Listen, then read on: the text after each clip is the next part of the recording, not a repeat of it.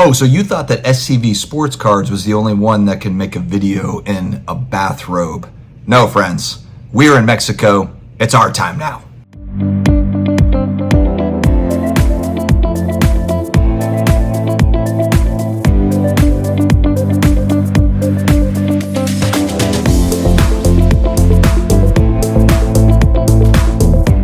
What's going on, sports card hobby family? I am coming to you from Cancun area, Mexico.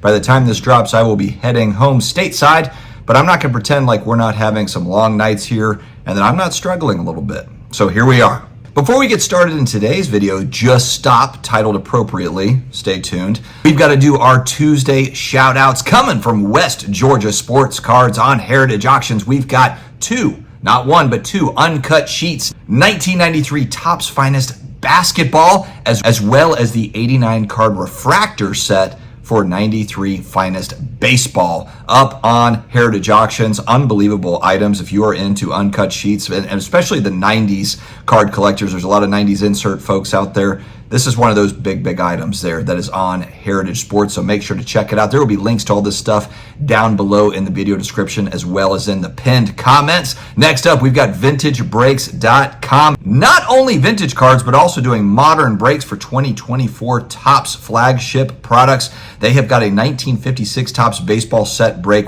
which includes SGC graded Mantle, Jackie Robinson, Roberto Clemente. Make sure that you're on VintageBreaks.com and also go to the Vintage Breaks YouTube channel. They are giving away a 64 Topps Mantle SGC 4 on Monday, February 26th.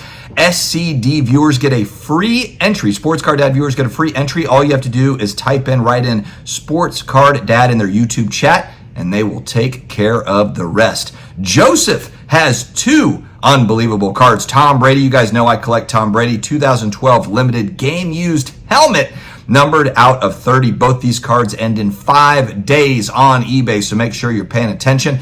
One of the all-time great Niners linebackers, Patrick Willis, 2007 scorecard rookie card. It's numbered out of 100. It's a PSA 10, and there's only one out there. Pop one. Make sure to follow these auctions if you are a football card collector. Last but certainly not least, we've got Wooten Sports Cards on Whatnot. 10,000 followers, 5-star reviews, a lot of amazing football card stuff. And you guys know I'm a football card guy, so Wooten Sports Cards is always speaking to me with his inventory. Make sure to check out his Whatnot store immediately. All right, friends, we titled this Just Stop. What do you think I'm talking about, Just Stop? I am talking about all the folks that might be trying to figure out what to do in this sports card hobby. You got to listen to your heart. I think there's an 80s song around this. Listen to your heart. But it's kind of like that. We have completely moved out of the pandemic. Everyone's getting back into cards. And now that everybody's back in, and for those that are just getting in now, for those that have been back in for a little bit, I think what's starting to happen is people just getting tired of, looking at what other people are doing and just really zeroing in on what they care about in their own collection. Guys, it is your money. It is your money. It's not anybody else's. When you hit buy it now or you hit bid on these auction houses or wherever you're buying, it is your money at the end of the day. It's stuff that you've got to really enjoy and stuff that you believe in based on the research that you have done. Sure, you can pick up tidbits along the way from 90s card collectors or vintage baseball card collectors that have been doing it for a long time. They can give you insights, but you have to actually enjoy what the stuff is. And it might be a purely long-term hold where you're not as worried about, hey, I'm not a huge Mickey Mantle person, but I believe that this is a store value and I can hold it over an extended period of time, and I think it's going to be okay over time. Maybe you believe that. Or maybe you're a quick flip artist. SCV Sports Cards is out there talking about how to buy and flip. Flippin' Steve is mostly a short-term buy and sell guy, and then he's got some PC stuff. But he's also got his PC stuff up there for better PC stuff, So there's a never-ending kind of a cycle, a buy, sell, trade thing. I've also seen a lot of social media pushback around, stop talking bad about people that sell cards. I completely agree with this. Look, this is a buy, sell, trade industry. The whole thing runs on buying, selling, trading. Yes, of course, there are going to be some people that maybe they're retired, maybe they're in their 60s. They've already, paid for everything. They raised the family, the house is paid off, and they've got just endless money, going into cards. Sure. But a lot of people are 20s, 30s, 40s are still building a life. They're trying to learn the way. They're trying to figure out their own collection. and they've got priorities above cardboard. For many of those people, they might buy into something and then a year later they're like, you know what, this is actually really cool and I don't have a bunch of disposable income to throw at that new thing. I need to sell the old thing to get into the new thing. And it does kind of make you do that exercise of what do you really love in your collection. And the thing is it changes over time, guys. It changes over time. 5 years ago, you might be really into this particular thing, and now you're really into this other thing. Some people are just into vintage football cards and that's all they do, and they're, building sets and that's what they do and that's how they're hobbying. Well, maybe it's a very specific thing for them, but for a lot of people, they're getting in and out of stuff, and that is part of the fun, is kind of you're curating your collection, but that curation doesn't ever really stop. It's one of those things where you have stuff and you're like, you know what? This is really cool, but I would really like to get into these other things.